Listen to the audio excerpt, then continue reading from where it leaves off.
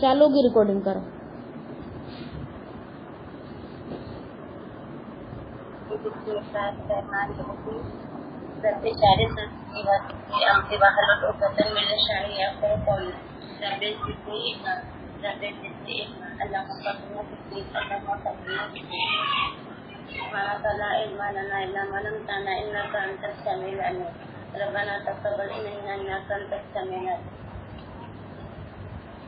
आयत नंबर सूरह बकरा की 41।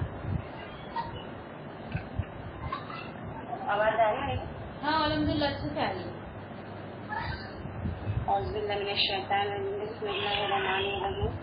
वला तलबिसुल हक़्क़ बिल बातिल व तक्तुमुल हक़्क़ व अंतुम तालमून।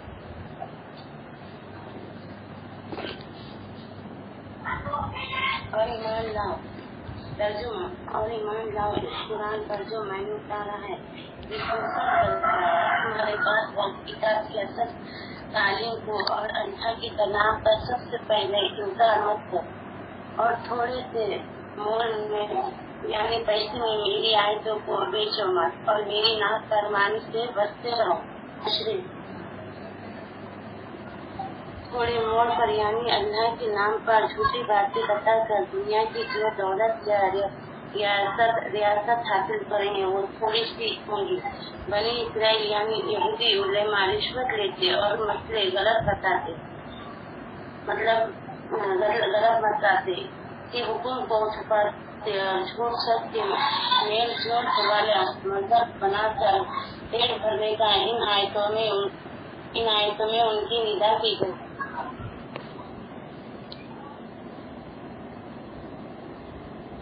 हो गया? हाँ हो गया। हाँ तो होने के बाद है ना जरा सदकल्लाहुल अज़ीम बोले ना तो मुझे समझ आ जाता कि आपका हो गया करके। ठीक है? हाँ ऐसा बोले तो मेरे को समझ में आता ना कि आप लोग का हो गया करके, इसलिए बस। बाकी अभी तो अल्हम्दुलिल्लाह आपकी तैयारी मेहनत तो अच्छी थी, लेकिन और ज्यादा मेहनत करने की आपको जरूरत है। ठीक है? थोड़ी सी मैंने आपको बताई ना कि जो डाउनलोड कर लेना अपने कुरान मजीद, और वही आयत को 2-3 कुरान में देखना तो उसमें अलग अलग पॉइंट्स अपने को मिलते, तो उससे फिर तैयारी करना इंशाल्लाह। हाँ अगली बार से अब इंशाल्लाह ऐसे ही करना। ठीक है? हाँ जज़ाकल्लाह खैर। और मुमताज बाजी आपने कर लिए थे ना, आपको नहीं करना है ना?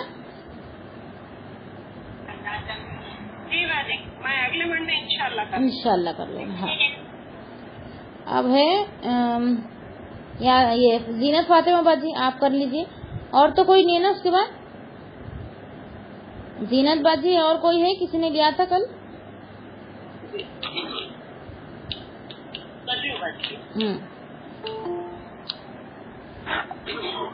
अस्सलाम वालेकुम व रहमतुल्लाहि व बरकातुहू। बाजी मेरी आवाज आ रही है? हाँ अल्हम्दुलिल्लाह आ रही है बाजी अच्छे से।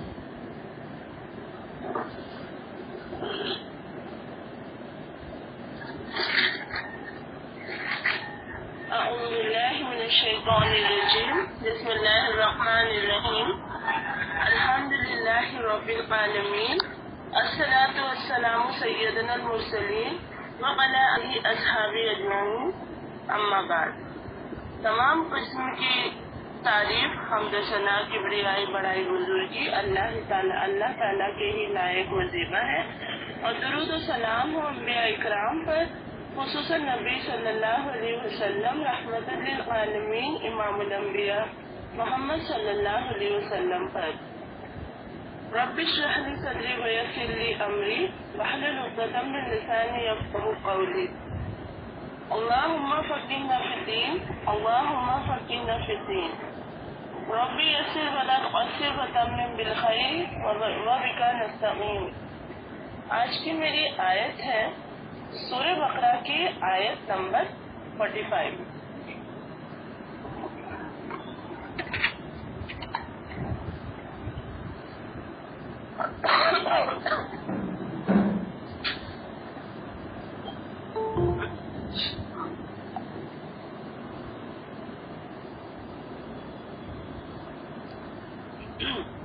अऊज़ुबिल्लाहिमिनश्शैतानिर्रजीम। बिस्मिल्लाहिर्रहमानिर्रहीम। वस्तईनु बिस्सब्रि वस्सलात व इन्नहा लकबीरतुन इल्ला علی الخاشعون. تو اس کا ترجمہ ہے کہ اور مدد طلب کرو صبر اور نماز کے ساتھ، اور بے شک وہ البتہ بڑی بھاری ہے مگر خشوع کرنے والوں کے لیے نہیں. یہاں پر تفسیر ہے، اس آیت میں بتایا گیا ہے کہ عمل کیوں نہیں ہوتا. بہت سی چیز ہے جن پر ہم عمل کرنا چاہتے ہیں لیکن عمل نہیں ہوتا کیونکہ وہ مشکل لگتا ہے. تو اسی بات کا حل اس آیت میں بتایا جا رہا ہے. یہاں پر کہا گیا ہے اور مدد طلب کرو صبر اور نماز کے ساتھ. اب جیسے سورہ فاتحہ میں بھی ہم کہتے ہیں نا، ایاک نعبد و ایاک نستعین. تو عبادت کے لیے اللہ کی مدد ضروری ہے، آسان نہیں ہے اللہ کی مدد کے بغیر عبادت کرنا. جہاں بھول ہو، غلطی ہو، وہاں فوراً اللہ کی طرف رجوع کر دیا جائے. یہاں پر صلاۃ مطلب نماز سے پہلے صبر کا ذکر آیا ہے. اور صبر کیا ہے؟ صبر ہے اپنے نفس کو برائی سے روکنا، اپنے آپ کو کنٹرول میں رکھنا. جہاں پتہ چلے کہ کام اللہ کی مرضی کے خلاف ہے وہاں اپنے آپ کو پیچھے کھینچ لینا، اسے نہیں کرنا. اللہ کی حرام کردہ چیزوں سے خود کو روک لینا. وَاسْتَعِینُوا بِالصَّبْرِ وَالصَّلَاةِ. اور ہم دیکھتے ہیں کہ صبر بھی مشکل ہوتا ہے، لہذا ہم نے دیکھا کہ صبر کے لیے بھی اللہ کی مدد بہت ضروری ہے. اللہ سے ہر وقت یہی دعا ہے کہ یا اللہ مجھے صبر دے. اب حدیث میں بھی آتا ہے کہ فَمَن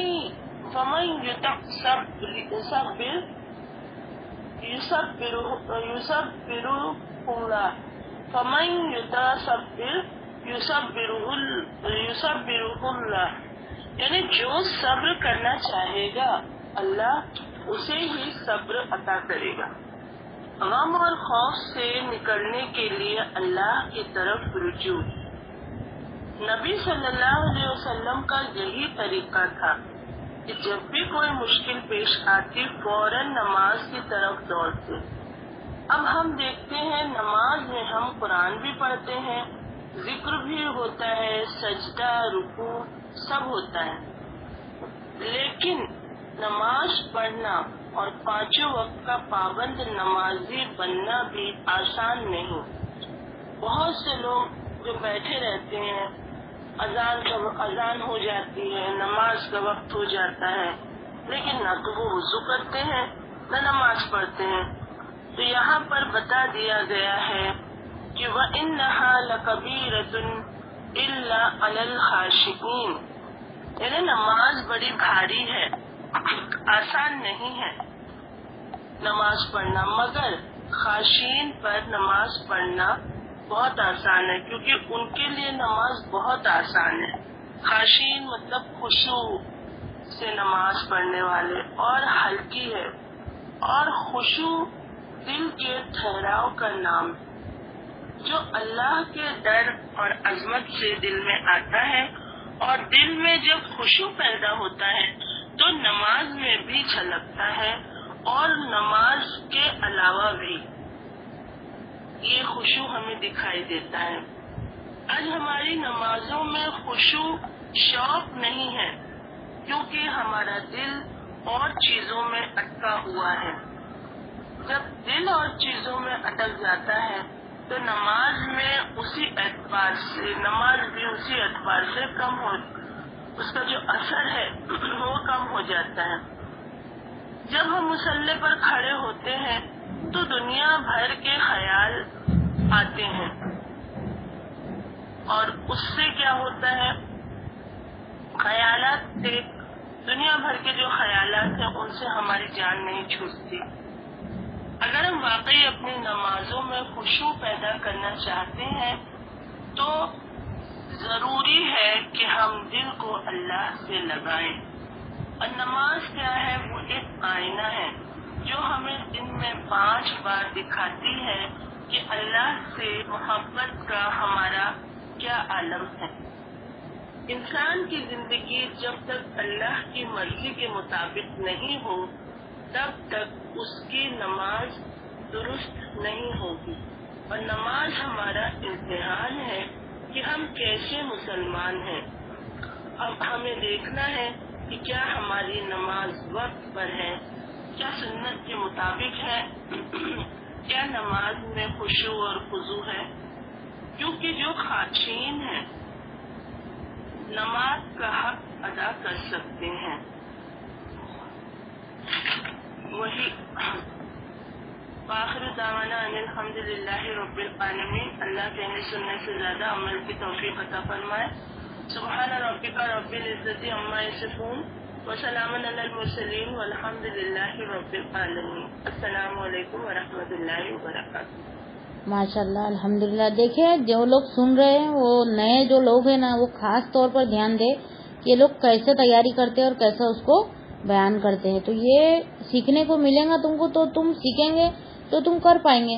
ابھی دیکھو انہوں نے کتنے اچھے انداز میں الحمدللہ واضح کرے نماز کی بات کو، اور اس کے بعد جب ختم ہوا تو اس کے بعد انہوں نے دعا پڑھیں گے تو ہی کسی کو سمجھ میں آئے گا نا کہ بات ختم ہو گئی یا درس ختم ہو گیا، نہیں تو ہم کو ایسا لگے گا کہ آپ ابھی بولنے والے، ابھی ہم آپ کو ہماری آنکھوں سے نہیں دیکھ رہے نا، ابھی آپ لوگ پردے میں ہو، تو ہم کو آواز سے ہم ایک دوسرے کو جان رہے، ایک دوسرے کو پہچان رہے، تو درس شروع کرنے کی دعا ہے اور درس ختم کرنے کی بھی دعا ہے، دونوں اس بات کی علامت ہے کہ درس ابھی شروع ہو رہا ہے، اور درس کرنے کے بعد میں اگر دعا پڑھے تو سمجھ میں آ جاتا ہے کہ درس اب بند ہو رہا ہے۔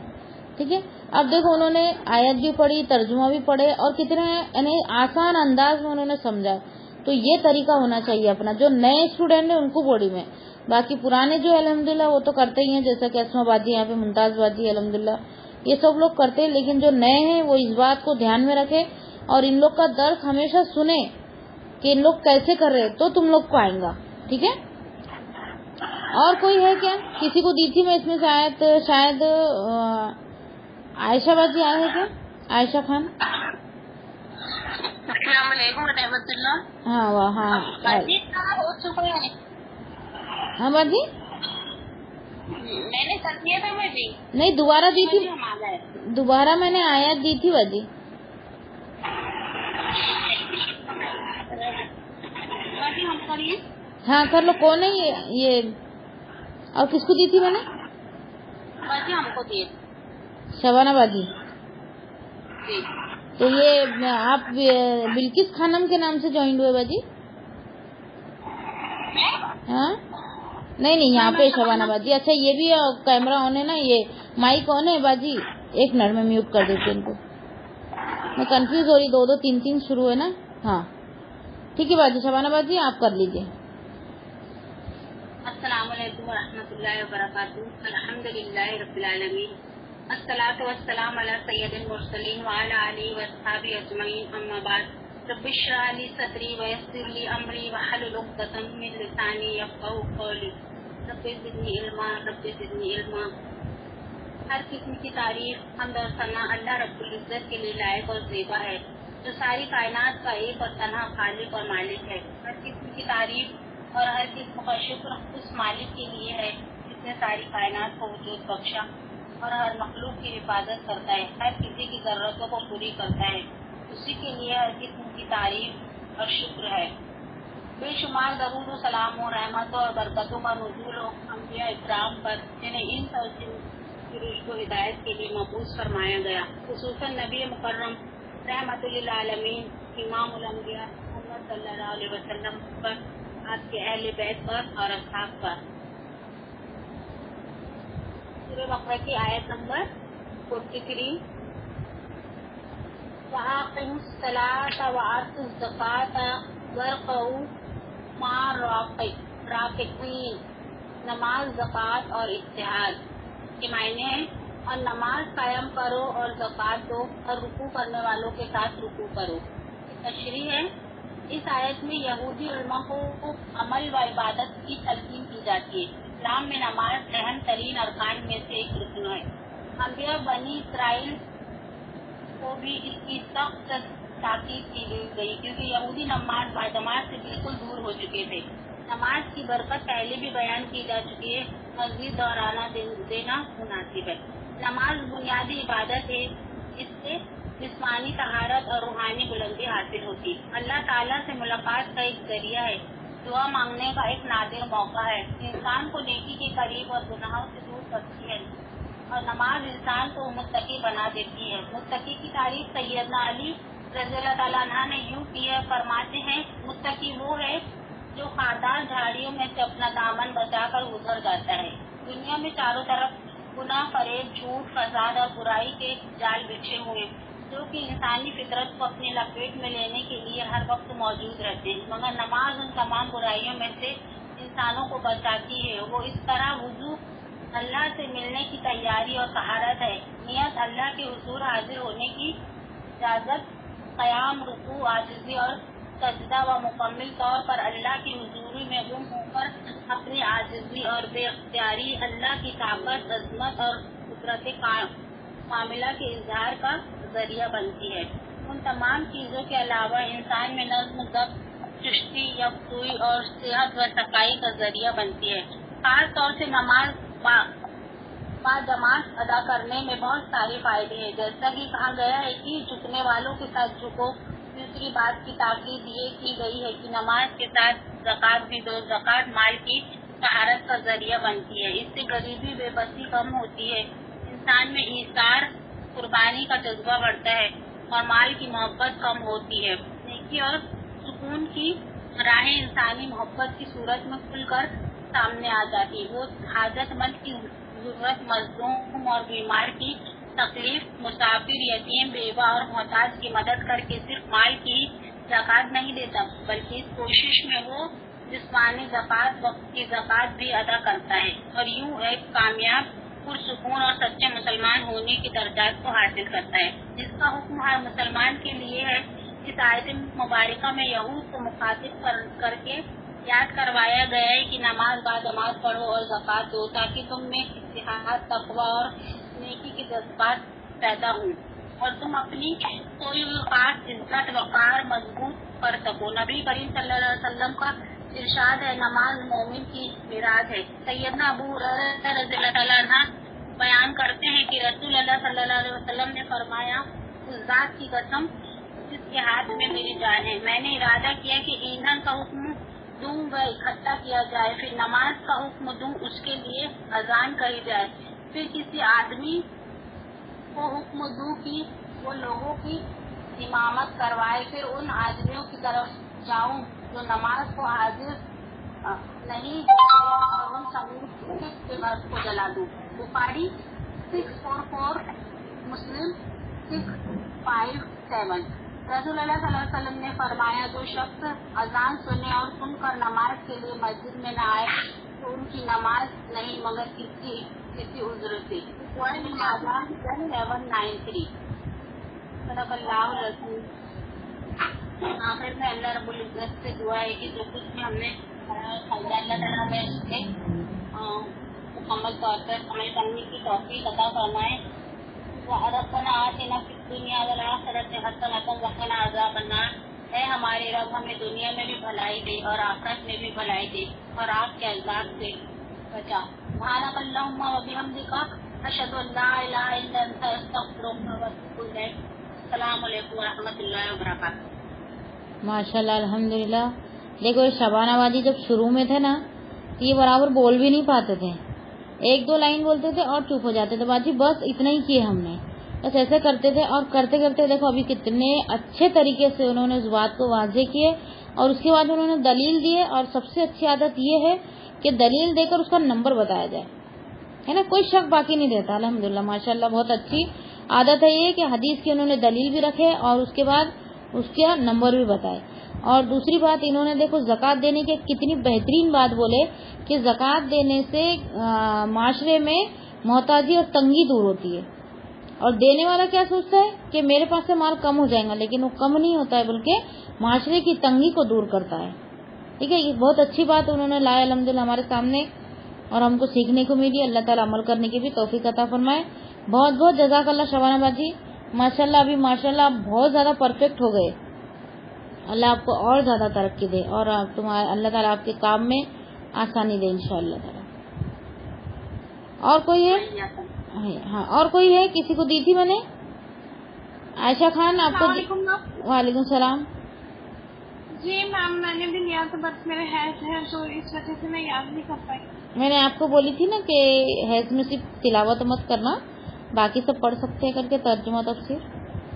نہیں میم مجھے نہیں پتا تھا. میں نے ایسا سنا ہے کہ حیض میں قرآن کے آیتیں نہیں پڑھنا چاہیے. آیتیں نہیں پڑھنا ہے اپنے کو، لیکن ترجمہ اور تفسیر کر سکتے تھے. میں نے میسج کی تھی آپ کو.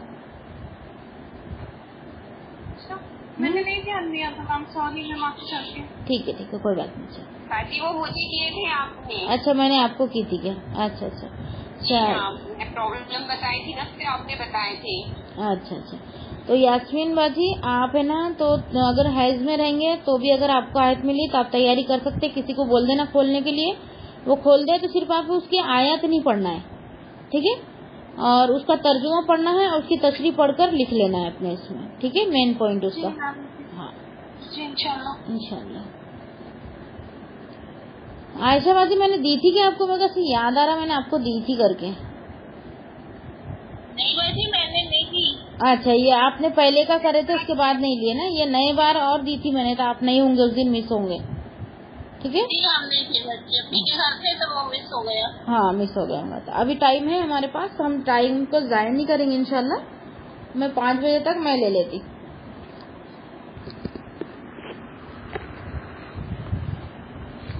کل ذرا مہمان آ گئے تھے تو میں بہت جلدی بند کر دی تھی 15-20 منٹ. اس کا بہت افسوس ہوا، لیکن اب مہمان آ جاتے نا تو ان کو بھی ٹائم دینا پڑتا. تو آج انشاءاللہ میں لے لیتی تو وہ کل کا ٹائم ہمارا آج کور ہو جائے گا. اعوذ باللہ من الشیطان الرجیم. بسم اللہ الرحمن الرحیم. الحمدللہ رب العالمین. الصلاۃ والسلام علی سیدنا المرسلین وعلی آلہ وصحبہ اجمعین. اما بعد. تمام قسم کی تعریف، حمد و ثنا، کبریائی، بڑائی، بزرگی اللہ رب العزت کے لیے لائق و زیبا ہے. درود و سلام انبیاء کرام پر، خصوصاً نبی مکرم رحمۃ للعالمین امام الانبیاء محمد صلی اللہ علیہ وسلم پر. رب اشرح لی صدری ویسر لی امری واحلل عقدۃ من لسانی یفقہوا قولی. رب زدنی علما، رب زدنی علما. اللہم فقہنا فی الدین، اللہم فقہنا فی الدین. اب دیکھیں گے ہم سورہ مائدہ آیت نمبر 14. بسم اللہ الرحمن الرحیم. من الذین قالوا ان نصارى اخذنا میثاقهم فنسوا حظا مما ذکروا به فاغرینا منهم. ایک منٹ. ہاں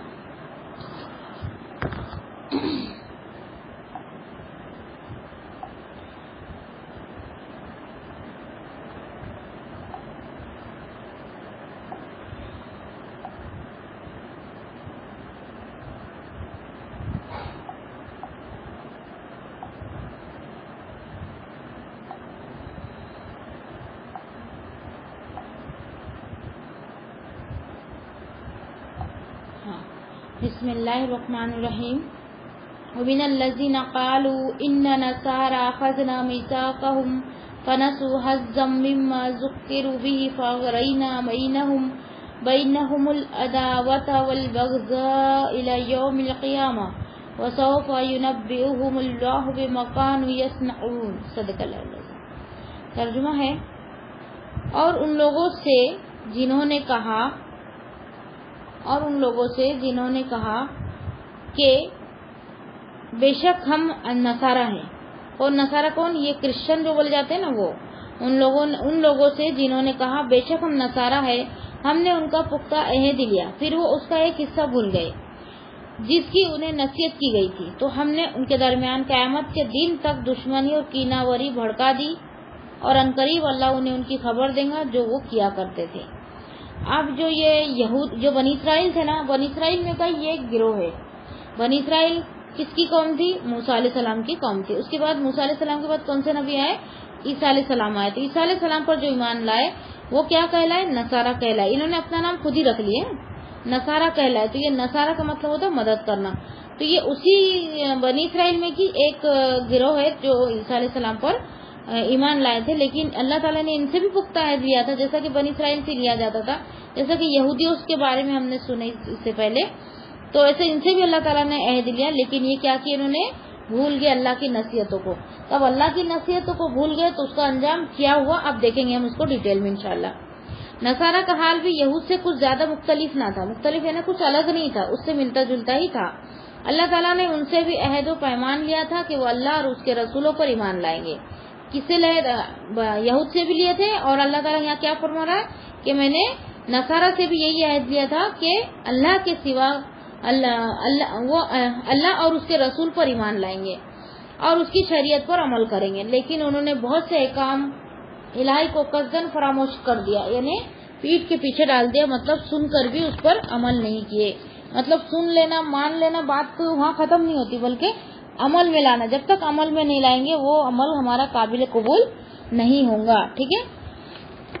اور دوسرا ہے جس کے نتیجے میں اللہ تعالیٰ نے دنیا میں انہیں سزا دی کہ وہ آپس میں عداوت اور بغض و حسد کرنے لگے۔ کس میں؟ وہ آپس میں ہی، یعنی ان کے خاندان سے وہ برکت اڑا دی اللہ تعالیٰ نے، ہٹا دی، اور ان کے حال اولاد سے بھی برکت ہٹا دی کہ ایک دوسرے کے دل میں محبت پیدا ہو۔ دیکھو آج ہم ایک ساتھ رہتے ہیں، یعنی جوائنٹ فیملی میں اگر ہم رہیں، اگر ہمارے دل میں محبت رہے تو جوائنٹ فیملی ہے نا بہت ٹائم تک قائم رہتی، بہت لمبی چلتی ہو، ساتھ میں زندگی نکل سکتی ہے آسانی سے۔ لیکن آپس میں حسد، کینہ، کپٹ اگر رہا تو وہی زندگی کیا ہوتی، بہت مشکل ہو جاتی ہے۔ پھر کیا ہوتا، تھوڑے دن میں الگ ہونے کا، یعنی کٹنے کی باری آ جاتی کہ اب کسی سے برداشت نہیں ہو رہا، اب ان لوگوں کو الگ الگ کر دو، کیونکہ ان کا جو حسد اور بغض ہے یہ اب ختم نہیں ہو رہا، ان کی عداوت جو ہے، ان کی دشمنی جو ہے اب ختم نہیں ہو رہی۔ تو اس کا مطلب یہ ہے کہ اللہ تعالیٰ اگر ہمارے دلوں سے محبت نکال دے تو ہمارے زندگی میں سکون اور چین ختم ہو جائیں گا، ہم حسد خوری، جھگڑے فساد میں ہی مبتلا رہیں گے۔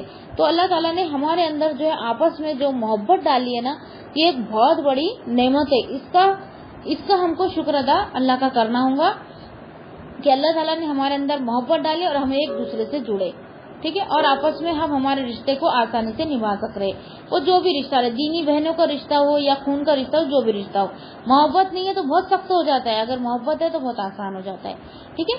اور آگے ہے، اور ان کی آپس کی عداوت انتہا کو پہنچ گئی، اللہ تعالیٰ نے ان کے اندر سے کیا کیے، وہ محبت نکال کے بغض و حسد ڈال دیے، اور وہ چیز انتہا کو پہنچ گئی۔ انتہا کا مطلب یہ نہیں بولتے حد سے آگے بڑھ جانا، وہ کیا کیا انہوں نے، پھر حد سے آگے بڑھ گیا۔ حد سے آگے بڑھنے میں کیا آتا ہے، ایک دوسرے کو مار پیٹ کرنا، ایک دوسرے کو نکالنا، ایک دوسرے کو حق مارنا، ایک دوسرے کو قتل کرنا، یہ ان کے اندر کیا ہو جاتا، پھر عام ہو جاتا۔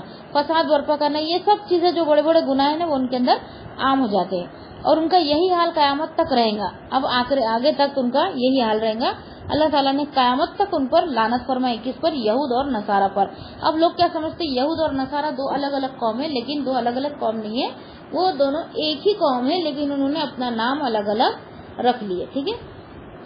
پھر آگے ہے، اور قیامت کے دن اللہ تعالیٰ انہیں ان کے شر و فساد اور ان کے برے کرتوتوں کی خبر دیں گا، اور ان کی خباثت اور بدعمالیوں کے مطابق انہیں بدلہ دیں گا۔ انہوں نے جو کچھ کیا وہ پھر دنیا میں تو عداوت مل گئی، دنیا میں ایک دوسرے سے کے ساتھ رہنا ان کا مشکل ہو گیا، یہ سب بھی ہو گیا، دنیا میں بھی انہوں نے تکلیف اٹھا لی، لیکن ابھی ان کا گناہ معاف نہیں ہوا۔ اب اللہ تعالیٰ کیا فرما رہا ہے کہ اللہ تعالیٰ اب قیامت کے دن ان کی خبر لے گا، یعنی ان کا حساب بہت ہی باریکی سے ہوگا۔ جس کا حساب لیا گیا وہ مارا گیا، ہے نا، یہ آتی ہے نا حدیث، جس سے حساب لیا گیا وہ مارا گیا۔ اور آگے فَأَغْرَيْنَا بَيْنَهُمُ الْعَدَاوَاتِ وَالْبَغْضَاءَ إِلَى يَوْمِ الْقِيَامَةِ، یعنی ہم نے اس وقت سے لے کر قیامت تک ان کے درمیان دشمنی اور کینہ پروری بھڑکا دی۔ اس وقت بھی ان میں آپس میں مذہبی عداوت پائی جاتی ہے، مذہبی اعتبار سے دیکھو ایک دوسرے سے لڑتے رہتے، نصارہ بھی لڑتے، یہود بھی لڑتے۔ یہ حسد اور کینہ کی وجہ سے ہی تو انہوں نے کیا کیا، ایک نے کیا کیا، اپنا قبلہ مشرق کی طرف کر لیا، تو ایک اپنا قبلہ اس کے الٹ کر لیا، مطلب مشرق کے ایک مغرب کی طرف کر لیا تو ایک مشرق کی طرف کر لیا۔ کون؟ یہود اور نصارہ، یہ آپس میں لڑتے رہتے، اس نے اپنا نام یہودی رکھ لیا کہ اپنے ان کے 12 بیٹوں میں سے، جو یعقوب علیہ السلام کے 12 بیٹے تھے ان میں سے بڑے بیٹے کا نام یہودا تھا، تو انہوں نے اس کے اوپر اپنا نام رکھ لیا یہودی۔ اور یہ نصارہ نے اپنا نام نصارہ کیوں رکھ لیے کہ ہم نے عیسیٰ علیہ السلام کی مدد کی، تو نصارہ کا مطلب ہوتا ہے مدد کرنا، تو انہوں نے اپنا نام نصارہ رکھ لیا، کوئی قبیلے کا نام نہیں ہے یہ. جیسا کہ انصار تھے نا، مدینہ میں انصار تھے تو قبیلے کا نام تھا انصار، یہ قبیلے کا نام نہیں تھا، بلکہ انہوں نے خود اپنا نام خود رکھ لیے تھے. اور دوسرا انہوں نے اور کیا اپنے من سے کر لیے تھے، قبلہ اپنے من سے بنا لیے، اور پھر دن بھی اپنے من سے چن لیے. اب یہودی کیا کرتے تھے، سیٹرڈے مناتے. یہودی کا جو عبادت کا دن ہے نا سیٹرڈے یعنی ہفتے کا دن، اور کرسچن کا کیا ہے، سنڈے کا دن ہے.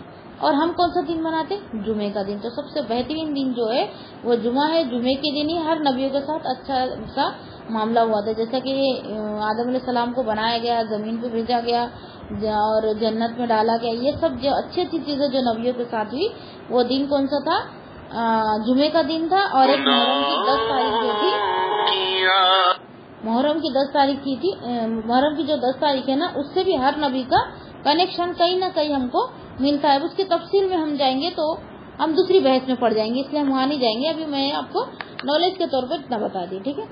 پھر خود نصرانیوں کی بھی کئی ایک فرقے ہیں جو آپس میں ایک دوسرے کے دشمن اور خون کے پیاسے ہیں. وہ آپس میں بھی لڑتے رہتے اور یہودی سے بھی لڑتے رہتے ہیں. لڑنے سے کیا ہوتا معلوم، دل کا چین سکون ختم ہو جاتا ہے اور انسان کا دوسری جگہ دماغ نہیں لگتا. اگر گھر میں چین اور سکون رہنا تو انسان ہر ایک کام بہت آسانی سے کر سکتا ہے، کیونکہ انسان کو ڈسٹرب نہیں جمتا نا، ہر چیز جمتی. اگر وہ کوئی چیز سے ڈسٹرب ہو گیا تو کوئی بھی چیز میں اس کا دھیان نہیں لگتا. جیسا کہ ہم پڑھائی کر رہے ہیں نا، اور کوئی فساد مچ رہا ہے گھر میں، خوب دھوم ہو رہی ہے اور ہم کو برا بلا کوئی بولا جا رہا ہے، ہم کو بھی گالی گلوچ کی جا رہی ہے، تو پھر ہم وہ چیز پڑھ سکیں گے کہ نہیں؟ ہمارا دماغ کیا ہو جائے گا، ڈسٹرب ہو جائے گا، پھر ہم وہ چیز کو نہیں پڑھ سکیں گے. تو ایسے یہ ایک مثال کے طور پر چھوٹی سی ایک مثال دی میں نے آپ کو، مثال دے کے سمجھے. ویسے بہت زیادہ نقصان ہوتا ہے فساد کرنے سے، اس لیے کہ قرآن کی آیت ہے کہ قتل سے بھی بڑا گناہ کیا ہے، فساد کرنا. اسی لیے فساد کو بڑا گناہ کہا گیا ہے. اور ہم کیا سمجھتے، قتل بڑا گناہ ہے. اب کسی نے فساد مچایا تو ہم کو اتنا محسوس نہیں ہوگا، لیکن کسی نے قتل کر دیا تو ہم کیسے بولیں گے، اللہ اس نے تو قتل کر دیا، یہ تو خون ہی ہے. تو اس ٹائپ کے ہمارا دماغ ہے. باقی قتل سے بھی بڑا گناہ اگر کوئی ہے تو وہ کیا ہے، فساد ہے. پھر رہا مسلمانوں کے مقابلے میں ان کا ایک ہونا، تو وہ مسلمانوں کو ترک جہاد کی وجہ سے اور مسلمان ممالک کے وسائل سے اپنا حصہ لینے کے لیے ہے. یعنی وہ اپنی ایک عہدہ بنانے کے لیے مال و متاع کے لالچ میں ایک دوسرے کا ساتھ دیتے تاکہ وہ مسلمانوں سے لڑ کے وہ چیز کو اپنے فائدے کو حاصل کرے. باقی ایک دوسرے سے محبت کی خاطر نہیں کرتے ہو، ٹھیک ہے.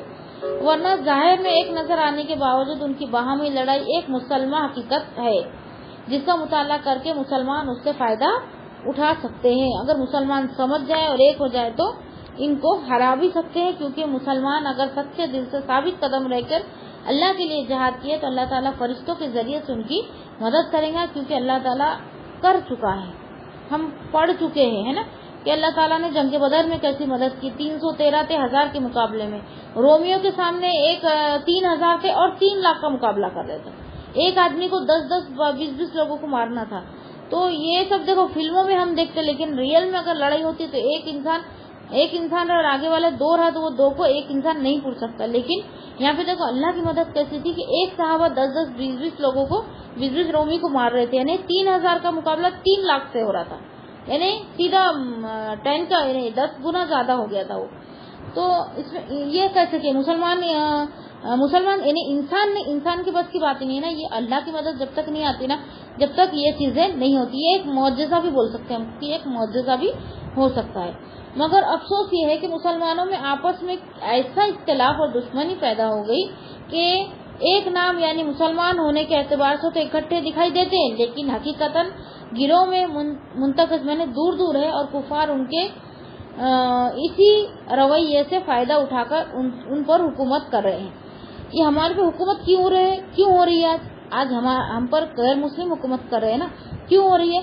کیونکہ ہمارے اندر وہ چیز نہیں رہی ہے کہ ہم ایک دوسرے کی مدد کرے، ایک دوسرے کی خوشی میں ساتھ دے، دکھ میں اس کا ساتھ دے، خوشی میں اس کے ساتھ شامل ہو. یہ چیز ہمارے اندر اب باقی نہیں بچی ہے. ہم کیا کرتے ہیں کہ اگر کسی کا برا ہوا تو بہت خوش ہوتے ہیں، کسی کا اچھا ہوا تو ہم سے دیکھا نہیں جاتا. تو یہ حسد اور جلن کیا ہو گیا ہمارے اندر پیدا ہوگی. اسی کی وجہ سے کیا ہو گیا، ہم گروہ میں بڑھ گئے. نام تو سبھی کا مسلمان ہے، بریلی بھی مسلمان ہے، اسلامی جماعت والے مسلمان ہیں، اہل حدیث مسلمان ہے نا، یہ سب مسلمان ہے، لیکن گروہ میں بٹ گئے. گروہ میں بٹنے سے کیا ہوتا ہے؟ طاقت کم ہو جاتی ہے. دیکھو ہم جب چھوٹے تھے تو ایک بکس جو ہوتی تھی اس میں ہم کہانیاں پڑھتے تھے نا کہ ایک باپ رہتا, اس کے 4 بیٹے رہتے, وہ آپس میں ہمیشہ لڑتے رہتے. باپ سمجھاتے رہتا وہ نہیں سمجھتے. پھر باپ کا جب آخری وقت آتا نا تو وہ بیٹوں کو بلاتا اور بولتا بیٹا آپ لکڑی لے کر آؤ, چاروں کی ایک ایک لکڑی لے کے آؤ. چاروں کی ایک ایک لکڑی لے کر آتے. اس کو بولتے اس میں سے ایک لکڑی توڑو, وہ پٹ سے توڑ دیتے. ایک لکڑی تھی تو ٹوٹ گئی. پھر وہ بولتے کہ چاروں لکڑی کو ایک ساتھ کرو اور پھر توڑو.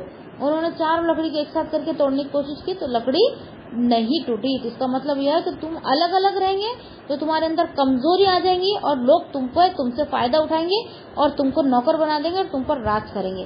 تو میں یہ نہیں چاہتا کہ تم پر کوئی راج کرے, تم لوگوں پر راج کرو. تو وہ اپنے بیٹے کو یہ سکھانا چاہتا تھا. اس کا مطلب یہ ہے کہ ہم مسلمان بہت زیادہ تعداد میں لیکن کیا ہے الگ الگ فرقوں میں بٹے ہوئے, اس لیے ہم کیا ہے آج کمزور ہو گئے. کوئی بھی آ کے ہم کو دھمکاتا ہے, مارتا ہے. آج مسلمانوں کو کتنا برا حال ہے دنیا میں, کتنا جہاں بولے مسلمانوں کو مارا جا رہا ہے, کاٹا جا رہا ہے, مسجد جلائی جا رہی ہے, توڑی جا رہی ہے, اور اذان بند کرو, یہ بند کرو, وہ بند کرو, طلاق کے مسئلے, کتنے مسئلے بڑے بڑے آ گئے ہماری شریعت میں تک وہ گھس رہے ہیں اور ہم کچھ نہیں کر رہے اور دیکھ رہے ہیں. تو یہ کیا ہے؟ ہماری بزدل پنا ہے نا. یہ نام تو مسلمان رکھ دیے لیکن مسلمان ہونے کا حق ادا نہیں کر رہے ہم. اور اب یہ لوگ دیکھو کیا کام کر رہے کہ مسجد کے نیچے بولے شیولنگ نکلا ہے تو یہاں پہ ہم مندر کھڑا کریں گے, یہ ہمارے مندر کی جگہ ہے, اب یہ تم مسجد کو توڑو. ابھی کیا بولتے یہ اجمیر میں جو درگاہ ہے وہاں سے بھی بولے ہمارا کچھ ہندو کا کچھ نکلا ہے, دیوی دیوتا کیا نکلا ہے تو ہم اس کو بھی توڑیں گے. اس طریقے کی وہ کیا کر رہے, فتنے فساد کرنے کی کوشش کر رہے اور مسلمانوں کو کم کرنے کی, مسلمانوں کو کمزور دیکھ کر وہ کیا کر رہے, فائدہ اٹھانا چاہ رہے. اور یہ جو ہندوستان ہے اس کو ہندو راشٹر بنانے کی وہ کوشش کر رہے. آگے اگر آج ہم نہیں اٹھے نا, آج اگر ہم دین کے لیے نہیں اٹھے, جنگ کے لیے نہیں اٹھے, ہمارے خود کے لیے ہم نہیں اٹھے تو آگے جا کے 3 چیز ہونے والی ہے. ہمارے جو نسل جو ہے نا آگے بڑھیں گی ان کو صرف 3 چیز کرنا پڑے گا. ایک تو اس کو مرتد ہونا پڑے گا, مرتد یعنی اپنے دین کو چھوڑ کے ہندو بننا پڑے گا. نمبر 2 ہجرت کرنا پڑے گا. اور نمبر 3 اس کو شہید ہونا پڑے گا. اگر اس نے ہجرت نہیں کیا, دین کو نہیں چھوڑا تو اس کو مار ڈالیں گے. اگر اس نے دین کو چھوڑ دیا تو ہمارے آخرت ہمارے سے چلے جائیں گی, اور نہیں تو پھر ہماری سب کا پراپرٹی چھوڑو, مال متا چھوڑو اور پھر ہجرت کر لو, جیسا کہ صحابہ نے کیے تھے, اپنے ایمان کو بچانے کے لیے کیے تھے. جیسا اصحاب کہف میں جو صحابہ تھے اس میں ان لوگوں نے اپنے ایمان کو بچانے کے لیے ہجرت کیے تھے. اس طرح سے ہم کو بھی ہمارے وطن کو چھوڑ کے دوسرے اور کہیں جانا پڑے گا. تو اتنی ان کے اندر جو صحابہ تھے ان کے اندر اتنی صلاحیت تھی, اتنا صبر استقامت تھا کہ وہ ایمان پر ایسے جمے رہتے تھے, کتنی بھی بڑی مشکل آ جائے اپنے ایمان سے نہیں ہٹتے تھے. ہمارے اندر وہ چیز تو ہے نہیں. ہم کیا کریں گے, کچھ نہیں کریں گے, نہ ہجرت کریں گے نہ شہید ہوں گے, بلکہ ہم کیا کر لیں گے, آگے جا کے مرتد ہو جائیں گے.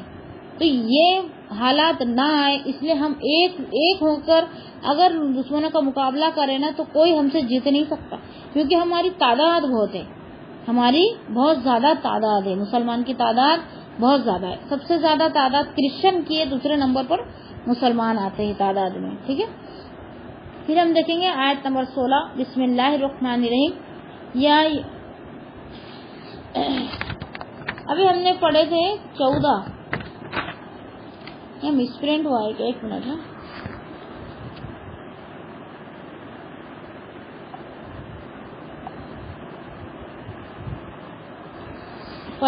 مس پرنٹ ہوا ہے یہاں پہ. بسم اللہ الرحمن الرحیم. یا ایھا الکتاب قد جاءکم رسولنا یبین لکم کثیرا مما کنتم تخفون من الکتاب یعفو عن کثیر.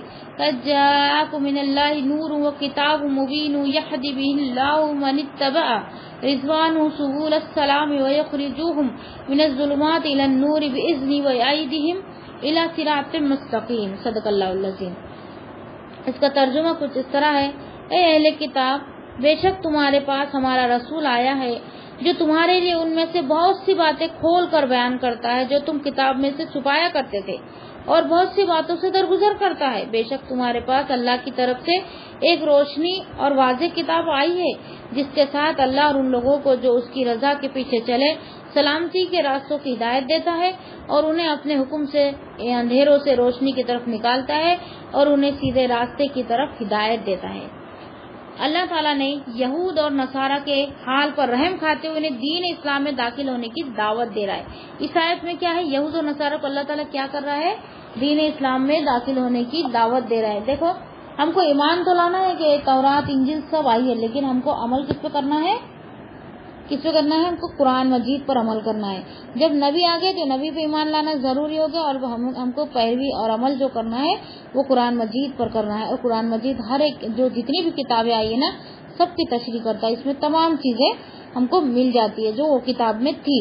لیکن نصارہ اور یہودی کی کیا عادت تھی، وہ لوگ کیا کرتے تھے، حق بات کو چھپا دیتے تھے، اور جو فائدے کی بات ہوتی تھی وہ بولتے تھے، اور کچھ بات ایسی رہتی تھی جس کا ان کا نقصان ہوتا تھا نا، اس کو ہٹا کے اپنی بات اس پہ لگا دیتے تھے، یعنی انہوں نے اللہ کی کتاب میں رد و بدل کر دیا تھا۔ اسی لیے اللہ تعالیٰ نے پھر وہ کتاب کو ہٹا کے ایک نئی شریعت کو بھیجا، جیسے کہ ہمارے نبی صلی اللہ علیہ وسلم کو بھیجا اور اس پہ قرآن نازل کیا۔ اب یہ قرآن جو ہے یہ قیامت تک ایسا کہ ایسا ہی رہے گا، کوئی کتاب نہیں آنے والی، نہ کوئی نبی آنے والا۔ تو اس کتاب کی ذمہ داری کس نے لی، اللہ رب العالمین نے۔ یہ اس بات کی نشانی ہے یہ کتاب، اللہ کی کتاب، کہ 1400 یا 1450 یا 1450 یا پھر 1500 سال ہو گئے، 1450 یا 1500 سال ہو گئے ہمارے نبی کو جانے کو، اور ہماری کتاب میں ایک نقطے کا بھی رد و بدل نہیں ہوا۔ اس کیوں نہیں ہوا، کیونکہ اس کی ذمہ داری کس نے لیا، اللہ رب العزت نے۔ تو یہ سب سے بڑی نشانی ہے ہمارے لیے کہ ہمارا دین جو ہے وہ سب سے صحیح اور سچا ہے، ٹھیک ہے۔ پھر آگے ہے، اور کہا ہے کہ بہت سی باتیں جو تم لوگ چھپاتے تھے، مثلا محمد صلی اللہ علیہ وسلم کی بات، تورات میں رجم والی آیت، اور نبی صلی اللہ علیہ وسلم کے بارے میں سیدنا عیسیٰ علیہ السلام کی بشارت، تو اب ہمارا رسول بذریعہ وہی وہ باتیں بیان کر رہا ہے، اور بہت سی باتوں کو بیان نہیں کرتا تاکہ تمہاری حد سے زیادہ فضیحت نہ ہو جائے۔ دیکھو تمہارے پاس اللہ کی طرف سے نور اور کھلی کتاب آ گئی ہے، جس کے ذریعے اللہ اپنی رضا کے طلبگار کی آخرت کے عذاب سے سلامتی کی طرف رہنمائی کرتا ہے، اور کفر کی تاریکی سے نکال کر نور ایمان کی توفیق دیتا ہے۔ اب یہ ہم کو، میں نے تو آپ کو سنائی، اب اس کو ہم دھیرے دھیرے دیکھیں گے کہ کیا بات ہے، کہ اس میں بہت سی باتیں جو تم چھپاتے تھے، اب کون سی بات چھپاتے تھے وہ دیکھیں گے۔ مثال کے طور پر کچھ باتیں یہاں پہ بیان ہوئی، میں تھوڑا تھوڑا کر کے آپ کو سمجھاتی ہوں۔ محمد صلی اللہ علیہ وسلم کی بات، یعنی نبی صلی اللہ علیہ وسلم آنے والے ہیں، یہ تورات میں بھی تھا، زبور میں بھی تھا، انجیل میں بھی تھا۔ تو یہ کیا کرتے تھے، بولتے تو تھے نبی صلی اللہ علیہ وسلم آئے ہیں پہلے، لیکن نبی صلی اللہ علیہ وسلم آ گئے، ان کو دیکھ کر وہ پہچان گئے، لیکن پھر بھی لوگوں کو نہیں بتاتے تھے کہ یہ وہی نبی ہے جو یہ کتاب میں ہم پڑھتے تھے، ٹھیک ہے، اس کو بولتے ہیں چھپانا۔ اور دوسرا تورات میں رجم والی آیت، تورات میں رجم والی آیت اس سے پہلے آ چکی، میں نے اس کو واضح کر دیا، ابھی نئے اسٹوڈنٹ ہے اس لیے میں اس کو پھر سے دہراتی ہوں کہ رجم والی آیت وہ ہے جس سے زنا ہو جائے، اس کی سزا کیا ہوتی ہے، ہمارے قرآن میں کیا ہے کہ جس سے زنا ہو جائے وہ شادی شدہ ہے، اگر وہ شادی شدہ ہونے کے باوجود زنا کرے تو اس کی سزا رجم ہے۔ رجم کا مطلب ہے گڑھے کے اندر کھود کے آدھا دفن کرنا اور اس کو پتھر مارنا جب تک وہ مر نہ جائے، ٹھیک ہے، ایک یہ، یا پھر اس کو ایسا باندھ دینا، باندھ کر پتھرے مارنا جب تک وہ مر نہ جائے، اس کو بولتے ہیں رجم۔ یہ زنا کی سزا ہے جو کہ شادی شدہ ہے، اور کنواری کے لیے 80 کوڑے، ٹھیک ہے، اور اگر کام والی اگر یہ حرکت کری تو اس کو آدھے 40 ہے، ٹھیک ہے۔ اب رجم کی جو تورات میں رجم کی جو سزا تھی نا، وہ ابھی قرآن میں جو ہے وہی تورات میں بھی وہی سزا تھی، لیکن ان لوگ کیا کرتے تھے یہودی کہ جو پیسے والے جو مالدار ہوتا تھا نا، اگر اس سے زنا ہو جاتا تھا، اس کے بیٹے سے یا اس سے زنا ہوتا تھا، وہ بات سامنے آتی تھی تو اس کی سزا کیا کرتے، اس کو سزا نہیں دیتے تھے، کیونکہ وہ پاورفل ہوتا تھا نا، اس کو سزا نہیں دیتے تھے۔ اگر غریب سے غلطی ہوتی تھی نا تو اس کو سزا دیتے تھے۔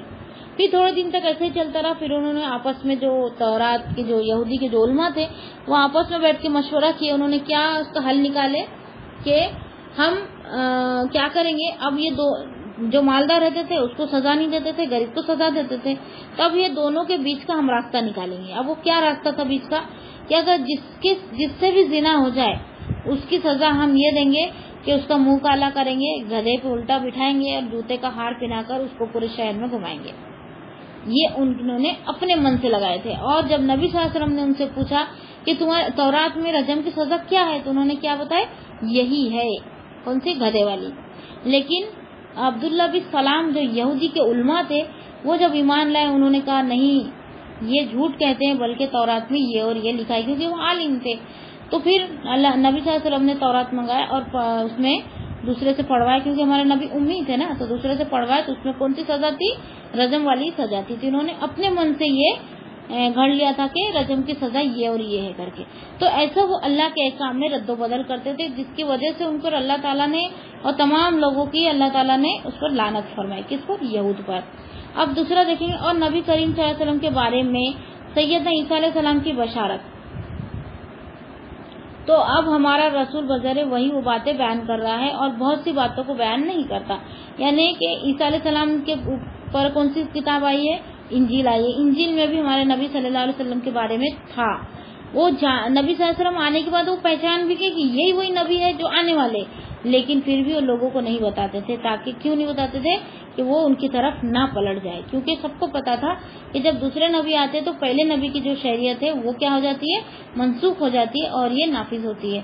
تو اس کو چھوڑ کر پھر اس پر ایمان لانا ہی فائدہ مند ہوتا ہے، اور یہی حق ہے ایک مسلمان ہونے کا. تو اس کے لیے وہ اس بات کو چھپاتے تھے. اس لیے یہاں کیا کہا گیا کہ تم بات کو، اللہ کی بات کو چھپاتے تھے، اس لیے یہاں کہا گیا. اور دوسرا ہے کہ تاکہ تمہاری حد سے زیادہ فرضیت نہ ہو جائے. یعنی اللہ تعالیٰ نے کچھ باتیں ان کی بیان کر دی اور کچھ نہیں بھی کی. کیوں؟ کیونکہ ان کی عزت جو ہے اس کا بھی اللہ تعالیٰ نے پاس و لحاظ رکھا. کیونکہ بنی اسرائیل سے اللہ تعالیٰ بہت زیادہ محبت کرتا تھا اور بہت بار ان کو معاف بھی فرماتا تھا. لیکن وہ اتنی نافرمان قوم تھی کہ اپنے حرکتوں سے باز ہی نہیں آتی تھی. آخر میں کیا ہوا؟ ان پر اللہ تعالیٰ نے لعنت فرمائی، ان پر محتاجی ڈال دی اور ان سے امامت چھین کر کس کو امامت دی اللہ تعالیٰ نے؟ امت محمدیہ کو، جو کہ ہم ہیں. ٹھیک ہے. اب دیکھو تمہارے پاس اللہ کی طرف سے نور اور کھلی کتاب آ گئی ہے، جس کے ذریعے سے اللہ اپنی رضا کی طلبگاروں کی آخرت کے عذاب سے سلامتی کی طرف رہنمائی کرتا ہے. اب کسی کھلی کتاب کس کی طرف اشارہ ہے؟ قرآن مجید کی طرف اشارہ ہے کہ اللہ تعالیٰ فرما رہا ہے کہ سب چھوڑو، اب جو کتاب ہے اس پر تم ایمان لاؤ، اور تم اس پر ایمان لا کے عمل صالح کریں گے تو اللہ تعالیٰ تم کو بخش دے گا اور تم کو تاریکی سے نکال کر نور کی طرف، مطلب اندھیرے سے نکال کر اجالے کی طرف اللہ تعالیٰ تم کو لائیں گا. جیسے تاریکی کس کو بولتے ہیں؟ گناہ کو. اور نور کس کو بولتے ہیں؟ کس کو بولا گیا یہاں پہ؟ نور کس کو بولا گیا یہاں پہ؟ ایمان کو یا پھر نیکیوں کو بولا گیا. ٹھیک ہے. پھر آگے دیکھیں گے، یہ آیت کا آخری کا ٹکڑا ہے. اس آیت میں آپ صلی اللہ علیہ وسلم کی صفات بھی بیان کی گئی ہے کہ بہت سے احکام جو یہود چھپایا کرتے تھے ان کو آپ صلی اللہ علیہ وسلم بیان کرتے تھے. جیسے رجم کی آیت نبی صلی اللہ علیہ وسلم نے بیان کی، یہ بھی وہ پکڑے گئے اس میں. اور سبت والوں کا قصہ بھی ہم دیکھ چکے. بنی اسرائیل کا جو قصہ تھا کہ ہفتے کا دن تھا، اس کے اندر ان کو عبادت کرنے سے اللہ تعالیٰ نے منع فرمایا تھا، لیکن وہ کیا کرتے تھے؟ اسی میں عبادت کرتے. انہیں عبادت کرنے کا حکم دیا تھا، استغفر اللہ، عبادت کرنے کے لیے وہ مخصوص دن تھا، ہفتے کا دن، سیٹرڈے کا دن. اور اس دن وہ بزنس کرنے کا ان کو منع کیا گیا تھا. تو انہوں نے کیا کرتے تھے؟ اس دن بزنس کرتے تھے. اس میں بھی 3 گروہ پائے جاتے تھے. ایک گروہ ایسا تھا کہ جو چھپ کر بزنس کرتا تھا، کسی کو بتاتا نہیں، چھپ کر کیسے کرتا تھا کہ رات کو جاتا تھا، جمعے کی رات میں جاتا تھا اور سمندر کے پاس گڈھا کھود دیتا تھا اور چلے جاتا تھا. اور پھر سیٹرڈے کے دن ابل کی مچھلیاں آتی تھی اور باقی دن نہیں آتی تھی. تو مچھلیاں کیا کرتی تھی؟ وہ گڈھے میں پھنس جاتی تھی. پھر وہ کیا کرتا تھا؟ اتوار کے دن جا کر نکال کر اس کو خرید و فروخت کرتا تھا. یہ تھا ایک چھپ کے کرنے والا ایک گروہ. اور دوسرا گروہ کیا تھا؟ کھلا مچھلیاں پکڑتا تھا اور بیچتا تھا. ٹھیک ہے، 2 گروہ. اب تیسرا گروہ کیا تھا کہ وہ اللہ سے ڈرتا تھا اور وہ یہ کام نہیں کرتا تھا. تو تیسرا گروہ جو تھا وہ بچا لیا گیا اور یہ 2 گروہ کو اللہ تعالیٰ نے بندر اور سور بنا دیا گیا. اس میں بھی بہت سارے اختلاف ہے کہ بدن کے ساتھ بنایا گیا جانور یا پھر صرف چہرہ بنایا گیا یا پھر ان کے اندر جانوروں جیسی صفت پیدا کی. یہ بہت سارے اس میں بحث بازی ہوئی علماء کی، تو اس میں بہت اختلاف ہے. اللہ عالم جو بھی ہوا. لیکن پھر یہ بھی بولا جاتا تھا کہ سور اور بندر جو آج دکھتے ہیں وہ بنی اسرائیلیز ہے، لیکن یہ بالکل غلط ہے. وہ 3 دن زندہ رہے. 3 دن کے بعد پورے لوگ جو ہے وہ فوت ہو گئے تھے، جن پر اللہ کا عذاب آیا تھا، جن کو سور اور بندر بنا دیا گیا تھا. جس بھی لحاظ سے ان کو بنایا گیا تھا وہ 3 دن تک زندہ رہے. اس کے بعد وہ فوت ہو گئے. وہ آج موجود نہیں ہے. ہم لوگ بھی پہلے یہی سمجھتے تھے کہ سور اور جو بندر دکھائی دیتے نا تو یہ بنی اسرائیل میں سے ہے، لیکن یہ نہیں ہے، یہ غلط ہے. اور آگے ہے جسے رجم کیا ہے، سبت والوں کا قصہ جس کو منس کر کے بندر اور خنزیر بنا دیا گیا، اور اسی طرح رسول اللہ صلی اللہ علیہ وسلم کی صفات سے متعلق دیگر آیات غرض یہود ان تمام باتوں کو چھپایا کرتے تھے۔ اور بھی بہت سی آیات ایسی آتی تھی جو تورات میں بھی موجود تھی، انجیل میں موجود تھی، لیکن ان لوگ اس کو چھپایا کرتے تھے اور نبی صلی اللہ علیہ وسلم اس کو واضح کر دیا کرتے تھے۔ جیسا کہ مثال کے طور پر کیا ہوتا تھا، یوسف علیہ السلام کا قصہ اور پھر یہ اصحاب کہف، یہ سب اس کے اندر موجود تھا، اور وہ لوگ نبی صلی اللہ علیہ وسلم سے اس بارے میں سوال پوچھتے تھے، کیوں کہ ان کو وہ نبی صلی اللہ علیہ وسلم سے ٹیسٹ لیتے تھے وہ کہ یہ صحیح میں نبی ہے کیا، اس لیے وہ پوچھتے تھے، پھر نبی صلی اللہ علیہ وسلم صحیح سے ان کو بتا دیتے تھے، تو وہ کیا کرتے تھے، چپ چاپ چلے جاتے تھے۔ اور کچھ یہودی ایسے بھی تھے کہ نبی صلی اللہ علیہ وسلم سے سوالات کرتے تھے اور کیا کہتے تھے، تم اگر ہمارے سوالات کا صحیح سے جواب دے دیں گے نا تو ہم ایمان لائیں گے، اور جب صحیح سے جواب دے دیتے تھے نبی صلی اللہ علیہ وسلم تو کیا کہہ کے چلے جاتے تھے، ہم اس بات کو لے کے سوچیں گے۔ ایسے نافرمان اور اس سے حد سے بڑھنے والی وہ قوم تھی۔ پھر آگے سیدنا عبداللہ بن عمر رضی اللہ تعالیٰ عنہ بیان کرتے ہیں کہ رسول اللہ صلی اللہ علیہ وسلم کے پاس ایک یہودی مرد اور عورت کو لایا گیا، وہ زنا کر بیٹھے تھے۔ رسول اللہ صلی اللہ علیہ وسلم نے ان سے فرمایا، تم اپنی کتاب میں اس ضمن میں کیا حکم پاتے ہو؟ انہوں نے کہا، ہمارے علماء نے یہ طریقہ نکال رکھا ہے کہ وہ مرتکبین کا منہ کالا کرتے تھے اور انہیں گدھے پر بٹھا کر گشت کراتے تھے، مطلب گھماتے تھے۔ عبداللہ بن سلام رضی اللہ تعالیٰ عنہ نے کہا، اللہ کے رسول ان کے علماء کو ماہ تورات کے بلائیے، یعنی ماہ تورات کی بلائی، مطلب ماہ کا مطلب ہوتا ہے عربی میں ساتھ کے، یعنی تورات کے ساتھ ان کو بلائیے۔ تورات لائی گئی تو ان میں سے ایک عالم نے رجم کی آیت پر ہاتھ رکھ کر آگے پیچھے سے پڑھنا شروع کر دیا۔ عبداللہ بن سلام جو بہت بڑے یہودی علماء تھے، یہ ایمان لائے تھے۔ یہودی میں سے دیکھو بہت کم لوگ ایمان لائے، کوانٹٹی بتائی جاتی ہے 10 کی، اللہ عالم 10 کی بتائی جاتی ہے، اور نصارہ میں سے بہت لوگ لائے گئے۔ تو ان سے کہا اپنا ہاتھ اٹھائے، اس نے ہاتھ اٹھایا تو اس کے نیچے سے رجم کی آیت نکلی، چنانچہ اللہ تعالیٰ نے حکم دیا اور وہ دونوں سنگسار کر دیے گئے۔ یعنی تورات میں بھی وہی حکم ہے جو کہ قرآن مجید میں ہے، ٹھیک ہے۔ پھر آگے ہے، نور سے مراد اللہ تعالیٰ کی کتاب ہے قرآن مجید، اور کتاب مبین اس کی تشریح ہے، کتاب مبین اس کی تشریح ہے۔ اور ارشاد فرمایا اللہ تعالیٰ نے سورہ اعراف آیت نمبر 157 میں، بسم اللہ الرحمن الرحیم، فالذین آمنوا بہ وعزروہ ونصروہ واتبعوا نور الذی انزل معہ اولئک ھم المفلحون۔ سو وہ لوگ جو اس پر ایمان لائے اور اسے قوت دی اور ان کی مدد کی اور اس نور کی پیروی کی جو اس کے ساتھ اتارا گیا، وہی لوگ فلاح پانے والے ہیں۔ کون لوگ فلاح پائیں گے؟ جو قرآن مجید پر عمل کریں گے۔ اس لیے قرآن مجید کو ہر معاملات میں ہم کو دیکھنا چاہیے کہ اس کے اندر ایسا مسئلہ ہے تو اللہ نے کیا حکم دیا ہے، اس لیے ہمیشہ اس کو ترجمے سے اور تفاسیر سے پڑھنے کی کوشش کریں، کبھی بھی تلاوت کر کے نہ رکھ دیں، کیونکہ ہماری زبان عربی نہیں ہے کہ ہم عربی پڑھ کر اس کے معنی کو سمجھ جائیں گے، بیٹا پانی لے کر آؤ، معنی کو سمجھ جائیں گے، بلکہ ہم کو اس کے ترجمے کو ہم کو دیکھنا پڑے گا۔ اگر ہمارے پاس وقت ہے، اگر ہم پڑھنے کے شوقین ہیں تو تشریح سے بھی پڑھنے کی عادت ڈالیں، تاکہ ایک ایک آیت ہمارے سمجھ میں آئے۔ دیکھو میں یہ آیتوں کو اتنی باریکی سے لیتی ہوں کہ میرے کو ایسا لگتا ہے کہ کوئی بھی پوائنٹ اس میں چھوٹنے نہ پائے۔ دیکھو پھر بھی میں انسان ہوں، ہو سکتی ہے میرے سے غلطی کوئی پوائنٹ چھوٹ بھی جاتا ہو، تو تم اگر غور و فکر سے پڑھیں گے نا تو الحمدللہ تم کو اور زیادہ فائدہ ہوگا، ٹھیک ہے۔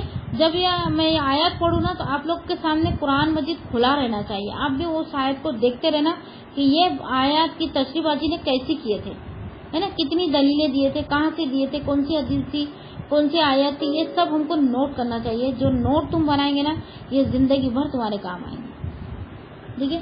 اور آگے نور اور کتاب مبین دونوں سے مراد قرآن کریم ہی ہے، ان کے درمیان داؤ برائے،